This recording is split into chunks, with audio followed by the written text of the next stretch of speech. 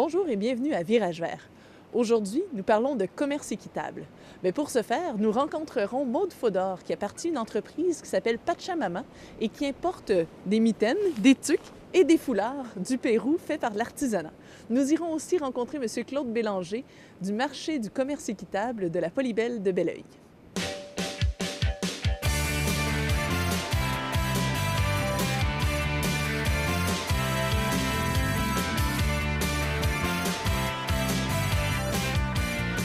Bonjour Maude. Bonjour. Alors Maude, vous avez mis sur pied une entreprise qui s'appelle Pachamama. Oui. Est-ce que vous pouvez nous expliquer un peu qu'est-ce que c'est que Pachamama? Bien, l'entreprise comme telle, c'est une entreprise qui fait la promotion puis la distribution d'artisanat équitable, socialement responsable du Pérou, fait par des artisanes autochtones, le peuple Aymara, de la grande région du lac Titicaca au Pérou. Et Pachamama, ça veut dire la terre-mère, dans le langage incan. Puis ça a commencé comment ce projet-là? Ah, ça a commencé, c'est une belle longue histoire que je vais faire courte. Ça a commencé avec un projet de coopération internationale qui a été supporté par un organisme québécois de coopération qui s'appelle le CECI, le Centre d'études et de coopération internationale, qui a débuté en 2003. Et l'objectif de ce projet-là était de soutenir le peuple autochtone Aymara dans leur objectif de faire la promotion, la défense de leurs coutumes, de leurs traditions ancestrales. Le peuple Aymara, c'est le deuxième peuple autochtone d'importance au Pérou, après les Quechua. Puis ces gens-là se sont regroupés pour pouvoir valoriser puis défendre leurs coutumes, leurs traditions. Et spécifiquement, bien, le projet s'est orienté avec un petit groupe dans cette grande union là, des communautés Aymara du Pérou. Puis on a orienté le projet avec un petit groupe de 300 femmes artisanes Aymara qui voulaient, bien dans le fond, l'essence même de leur culture, pour elles, était la voix de l'artisanat. Donc c'est une représentation culturelle, puis c'est ce qu'elles voulaient vraiment protéger, valoriser, préserver. Puis les Aymara, désolée, ils habitent dans quel coin du Pérou? Alors les Aymara, essentiellement, sont regroupés dans la grande région du lac Titicaca. On est en plein cœur de la cordillère des Andes, à 3800 mètres d'altitude. Le lac Titicaca étant le plus haut lac navigable au monde. Il est séparé entre le Pérou et la Bolivie, approximativement moitié-moitié entre les deux pays. Alors, moi, je travaille avec le groupe du côté péruvien, avec les Aymara du Pérou. Donc, on est dans cette région-là. À quoi ressemblent les paysages? Ah, wow! C'est assez exceptionnel. Déjà, l'altitude, ça coupe le souffle. On a moins d'oxygène. Et bon, mais on parle d'immenses montagnes avec des pics allant jusqu'à 7000 mètres d'altitude. L'immense cordillère des Andes qui traverse tout le continent sud-américain. On a des montagnes enneigées. Lorsqu'on arrive à 4500, 5000 mètres d'altitude, bien, on a les neiges éternelles. Puis, bien, la région vraiment où je travaille, le lac Titicaca, c'est un immense lac, ça ressemble à une mer intérieure, il est tellement grand. Et il y a des îles flottantes sur le lac. C'est un paysage assez exceptionnel. C'est dur à décrire, il n'y a pas tellement de relations que je pourrais donner là, avec les paysages ici, mais ce sont des montagnes à couper le souffle, assez arides en été, dans la période sèche, puis verdoyantes durant la période des pluies. Là. Puis les gens qui y habitent, ils vivent de quoi? Énormément d'agriculture. Ce sont des Autochtones qui ont été quand même isolés de par la barrière là, naturelle qui est la grande chaîne de montagnes, la cordillère des Andes. Alors, ils ont été en quelque sorte coupés du monde pendant plusieurs années. Il y a quand même maintenant des routes carrossables là, qui se rendent jusque dans les très hauts plateaux des Andes, mais c'est quand même assez récent. Là. Puis ces gens-là, bien, n'ont presque pas de tracteurs, alors ils travaillent encore avec la charrue et les bœufs pour tous les travaux agricoles des champs. Ils cultivent beaucoup la pomme de terre, le maïs, ils font aussi la culture de la quinoa, qui est une céréale aussi, qui est pleine de protéines, qui nourrissait le peuple inca. Ils font l'élevage aussi, des alpagas, dont on va parler, les moutons, les lamas. Et c'est essentiellement ça. Ouais. Donc, quand vous êtes arrivé, c'était pour mettre un projet d'artisanat en branle. Est-ce Oui. que c'était un artisanat qui se faisait déjà par les Aymara? Oui. En fait, c'était un projet, je trouve que c'est important de le mentionner, c'est un projet qui était déjà mis en place par la population. C'était vraiment la volonté des artisanes de partir ce mouvement-là, vraiment de valoriser, de protéger leur artisanat traditionnel ancestral qui se fait depuis des générations et des générations. Dans le fond, ce sont des peuples qui cultivent et qui font l'élevage essentiellement. Et l'alpaga et le lama, ce sont des animaux qui sont originaires de cette région-là. Alors, depuis toujours, eh bien, les gens travaillent la fibre des animaux, autant le mouton, le lama et l'alpaga, et en font des tricots. Avant, à l'époque des Incas, bien, l'alpaga, qui est la fibre de luxe, était réservée à la royauté inca. Maintenant, elle est plus réservée pour l'exportation. Mais même les artisanes se vêtissent surtout des fibres comme le mouton et le lama. Et l'alpaga, qu'est-ce que c'est? L'alpaga, c'est le cousin du lama. Ça fait partie de la famille des caméléidés. Alors, la même famille que les chameaux et les dromadaires. Oui, camel du nom anglophone. Et puis, bien, c'est ça. Alors, l'alpaga est plus petit que son cousin, le lama. Est-ce qu'il crache? L'alpaga ne crache pas beaucoup. Il peut cracher par moments lorsqu'il est vraiment choqué, lorsqu'il est question de reproduction.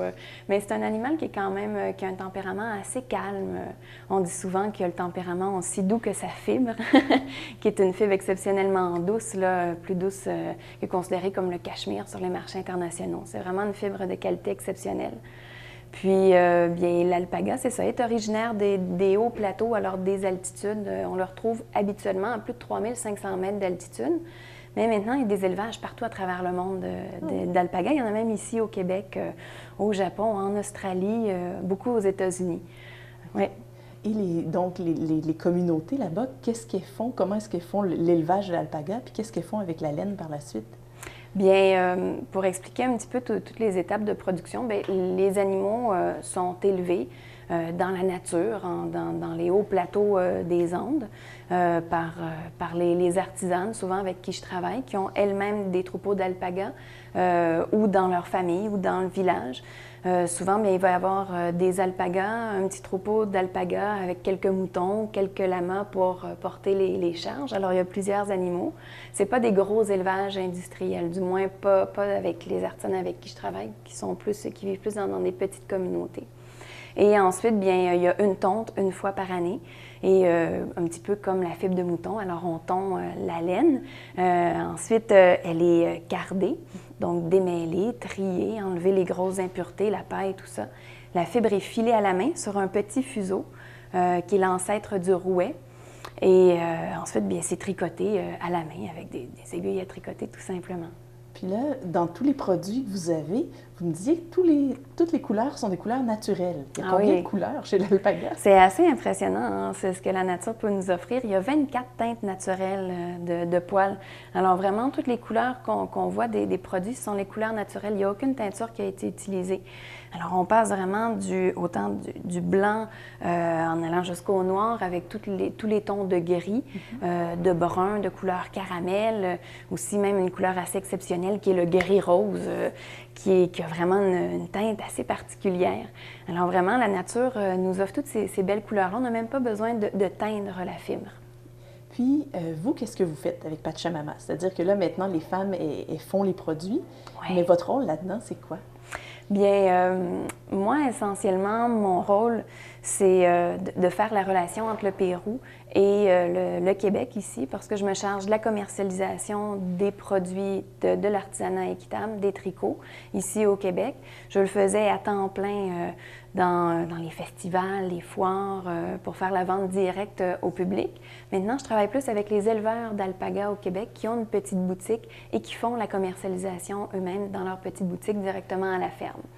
Puis, bien, j'établis toute la relation, donc du Pérou jusqu'ici, alors tout ce qui est processus d'importation, l'acheminement de la marchandise jusqu'ici, le dédouanement, etc. Mais la plus belle partie de tout ce projet-là, c'est le travail sur place. Alors, j'ai passé plus de 8 mois jusqu'à maintenant à vivre avec ces femmes-là, à travailler avec elles, puis à m'intégrer dans leurs coutumes, leur culture, comprendre c'est quoi leur mode de vie, parler avec elles, un petit peu s'imprégner de ce que c'est le mode de vie à Aymara, le mode de vie en plein cœur de la Cordillère des Andes. C'est ça la plus belle partie pour moi. Puis, ça fait combien de temps que Pachamama a été mis en place? Bien, Pachamama a été créé en 2006. Le projet ayant débuté là, au Pérou en 2003. OK. Ouais. Et avec l'implantation de Pachamama, est-ce que vous avez vu une différence dans la communauté? Est-ce que, parce qu'on parle beaucoup de commerce équitable, Oui. mais est-ce que ça fait vraiment une différence? Oui, ça fait vraiment une différence. C'est sûr que au niveau financier, parce qu'il y a une partie monétaire dans le commerce équitable hein, qui est de donner un juste prix aux artisans ou aux producteurs de café ou peu importe, c'est sûr que ça fait une grosse différence. Alors, les artisanes, elles peuvent avoir, comme on dit en bon québécois, un sideline, alors un revenu d'appoint qui permettent aux femmes de pouvoir contribuer à l'éducation de leurs enfants, pouvoir acheter des médicaments si c'est nécessaire, de pouvoir même subvenir aux besoins de base, là, ne serait-ce que d'acheter des vêtements ou d'acheter de la nourriture. Là. On accorde plus du double de ce qui est accordé sur le marché local en termes de prix des produits. Mais ce que j'aime bien dire, ce qui fait pour moi la grosse différence, c'est la valorisation. Ce sont des gens qui ont été discriminés par leur origine autochtone et ça les valorise énormément lorsque je leur dis tu as tricoté un foulard, une tuque extraordinaire, ce produit-là va se retrouver au Canada. Pour elles, c'est vraiment une fierté Puis on voit immense. le nom des dames là, sur les tuques, Oui. les foulards, les gens qui l'ont fait. Oui, mais en fait, notre philosophie, là, la philosophie dans Pachamama, c'est de rapprocher le consommateur ici au Québec du producteur pour que le consommateur ici saisisse la valeur culturelle et humaine de son achat. C'est pas seulement de donner de l'argent pour acheter la tuque puis de savoir qu'il y a de l'argent qui va au Pérou dans une petite communauté.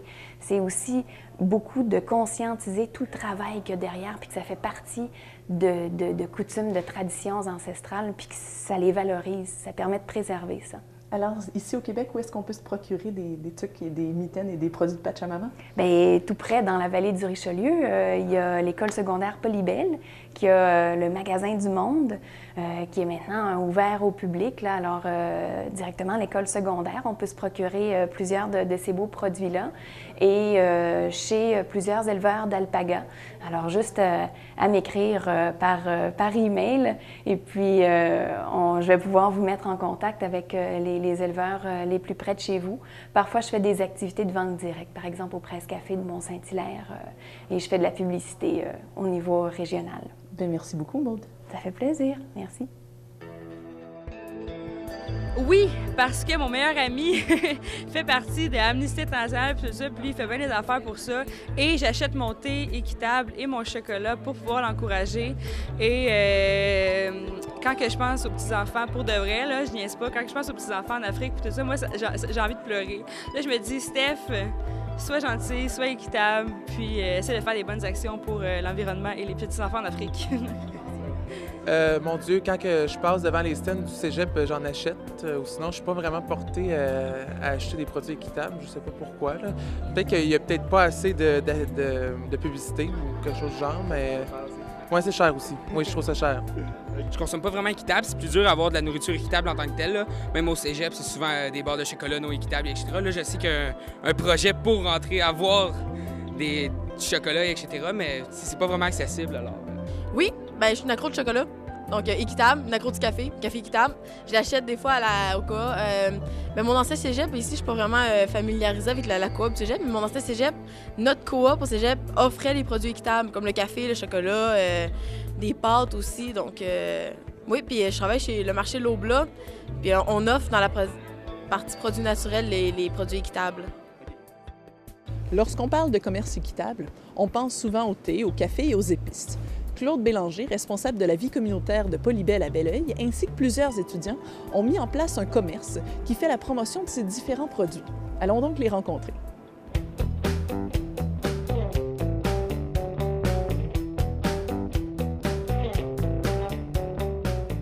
Le projet Magasin du Monde a été lancé l'an dernier, au début de l'année, par rapport au comité EVB. On avait le projet depuis 2 ans de mettre sur pied ce projet de Magasin du Monde, qui est un réseau québécois de 8 ou 9 écoles qui est mis en place par le Club 2/3 de Montréal, qui fait de l'animation aussi, puis l'intervention au niveau du développement international, de l'éducation et de la sensibilisation.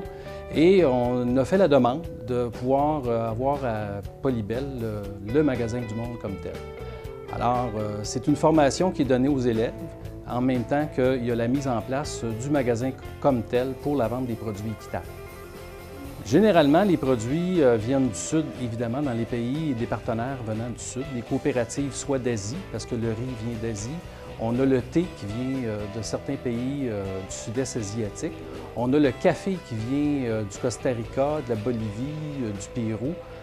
Donc, différents endroits pour le cacao, ça vient de l'Afrique. Donc, différents endroits où les produits sont disponibles et où les coopératives sont existantes et qui sont en lien avec, évidemment, Equita, qui est la branche commerciale de Oxfam Québec. Le magasin du monde, c'est un endroit qui est au A134 dans l'école, qui est un pignon sur rue, où les élèves, sur l'heure du dîner, sont invités, et le personnel aussi, évidemment, à venir faire des achats au niveau des produits équitables. Dans la lignée des produits équitables, on a tous les produits comestibles et aussi tout récemment le beurre de karité qui vient d'Afrique, qu'on a mis à la disposition. On a aussi sur place les vêtements en alpaga avec notre partenaire Pachamama. Donc, le midi, généralement, c'est la meilleure occasion où le magasin est ouvert. En plus, il y a le projet du Sénégal qui aussi vend des produits équitables. Donc, on fait du courtage d'une certaine façon avec le magasin du monde, c'est-à-dire que c'est un des moyens que le magasin du monde peut avoir et il a une ristourne sur les ventes qui sont faites par les élèves du projet Sénégal. Le projet Sénégal, c'est, dans le fond, pour faire court, à l'école, on a une habitude de faire des projets internationaux, des stages humanitaires. On a eu la chance de faire 3 fois au Honduras dans les années antérieures, en 2001, 2003 et 2008. Et on voulait tenter l'expérience pour l'Afrique cette fois-ci, avec le partenaire que nous avons, Mère et Monde, l'organisme qui est à Montréal et qui a aussi une maison au Sénégal. Donc, on a choisi cette année de préparer les élèves de 4e secondaire à vivre un stage au Sénégal au printemps 2011. Idéalement, c'est habituellement les élèves de 4 et 5 sont plus à même de vivre le conseil d'administration. Cependant, comme amis du magasin du monde, il y a des élèves de d'autres niveaux qui peuvent s'insérer lors de la vente directe ou de la vente soit par consignation. Là. On peut donner de la consignation, les élèves peuvent en vendre. Exemple, lors de la Saint-Valentin, on vend des cœurs. On vend des cœurs à l'occasion et les élèves peuvent partir avec une boîte de 16 cœurs, puis peu importe le niveau. Donc, de l'implication, il peut y en avoir pour tous les niveaux, dépendant de l'intérêt du jeune à cet égard-là. Souvent, c'est par connaissance, ça se regroupe par des amis, puis la sensibilisation se fait de bouche à oreille, puis l'impact se fait d'une année à l'autre, et ça fait juste 2 ans, et déjà, on sent qu'il y a une différence dans le milieu. En conclusion, je voudrais juste dire l'admiration que j'ai pour les élèves et les personnes qui, l'an dernier, ont été membres fondateurs de ce magasin-là. Il y a eu une formation qui a été donnée sur 3 mois, donnée par Paul Laprise. Il y a eu 10 élèves qui se sont impliqués pendant des mois à la compréhension du commerce équitable et qui ont donné cet envolé-là. Donc, les membres fondateurs qui, malheureusement, certains d'entre eux nous ont quittés, mais ont donné quand même un envol, puis le désir de vouloir travailler à l'implantation de ce projet-là dans l'école. Et aussi le soutien des élèves actuels par rapport à l'impact que ce projet peut avoir dans leur vie, puis dans la vie des gens ailleurs, parce que l'achat des produits équitables est un choix qu'on peut dire politique. C'est un achat qui est politique et qui détermine des rapports plus justes et équitables entre les personnes, entre le Nord et le Sud. Et voilà, pour un monde différent et meilleur. Toute l'équipe de Virage Vert vous invite à nous faire part de vos commentaires ou suggestions en communiquant par téléphone au 450-464-7605 ou en écrivant par courriel à l'adresse suivante tvr9@vidéotron.ca. Pour toute autre information, consultez en tout temps le site internet www.tvr9.org.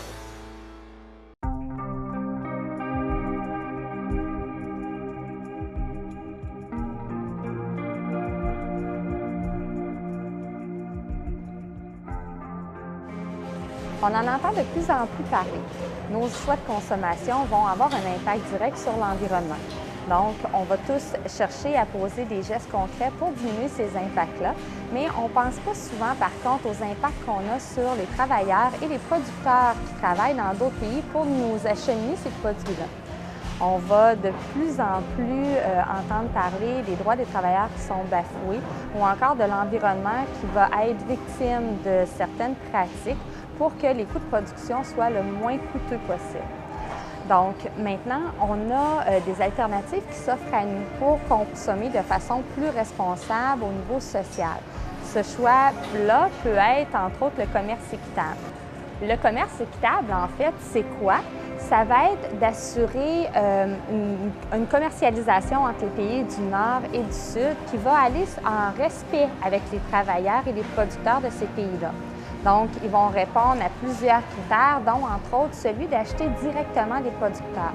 Donc, les importateurs vont aller acheter directement des producteurs qui vont souvent être réunis en coopérative. Ensuite, ils doivent payer un juste prix pour les produits qu'ils vont importer dans leur pays. Donc, ces produits-là vont être souvent payés 2 à 3 fois le prix du marché conventionnel. Les sous qui vont être recueillis par des coopératives vont être à ce moment-là réacheminés dans les communautés, en fait, des pays du Sud, soit en mettant sur pied des projets pour les femmes ou encore en ouvrant des écoles pour les enfants. Ensuite, le fait de demander à ces producteurs-là de s'organiser en coopérative, ça va justement permettre d'avoir un échange plus égal et plus équitable à l'intérieur même de la coopérative. Parce que l'argent devra être réinvesti dans la coopérative, ce ne sera pas qu'un individu qui va pouvoir bénéficier de ces taux-là. Et puis, en plus, ça va permettre à la coopérative organisée d'avoir accès à de l'emprunt, donc un crédit au niveau des institutions financières pour préparer leur production. Dans les critères de certification équitable aussi, la coopérative ou l'entreprise qui produit les produits équitables doit être en harmonie en fait avec l'environnement et utiliser des méthodes de production qui vont être écologiques et durables. Plusieurs vont se demander si le commerce équitable est contrôlé et si c'est effectivement équitable les produits qu'on va acheter. Donc, il y a un organisme, en fait, il y a 20 organismes dans le monde qui s'occupe de la certification équitable et au Canada, c'est Transfert Canada qui s'occupe de contrôler la certification et d'assurer aux consommateurs que le produit va être véritablement équitable. Ici, au Québec, on peut présentement retrouver environ 20 produits équitables, dont les plus fréquents vont être le thé, le café, le sucre, le cacao et le chocolat. On retrouve de plus en plus de points de vente de produits équitables au Québec. Donc, pratiquement toutes les régions du Québec vont avoir, si ce n'est pas un, ça va être 2 ou 3 emplacements où on va pouvoir trouver du café, du thé, du sucre et différents autres produits équitables. Même les grandes chaînes d'alimentation ont répondu à la demande de leur clientèle et offrent maintenant des produits certifiés équitables et même souvent biologiques. C'est le cas ici du marché IGA Lambert à Saint-Basile-le-Grand qui torréfie lui-même son café pour offrir un produit encore plus frais à la clientèle. Donc, les produits équitables vont être souvent retrouvés dans les sections de produits biologiques, donc une consommation un petit peu plus en marge pour l'instant, malheureusement. Mais de plus en plus, on voit l'augmentation de la variété de produits qui est disponible sur le marché. Ce qui est important pour le consommateur, c'est de toujours rechercher le logo de certification. Le logo de certification doit être bien à la vue sur le produit, comme ici sur le produit en vrac. On a le logo de Transfert Canada, qui est l'organisme de certification ici au pays. Donc, on peut aussi le retrouver sur les autres produits. On connaît donc maintenant les impacts du commerce équitable sur l'environnement et aussi chez les producteurs et les travailleurs des pays du Sud. Maintenant, c'est à votre tour d'aller voir vos commerçants et de leur demander plus de produits équitables et par la même occasion, plus de produits biologiques.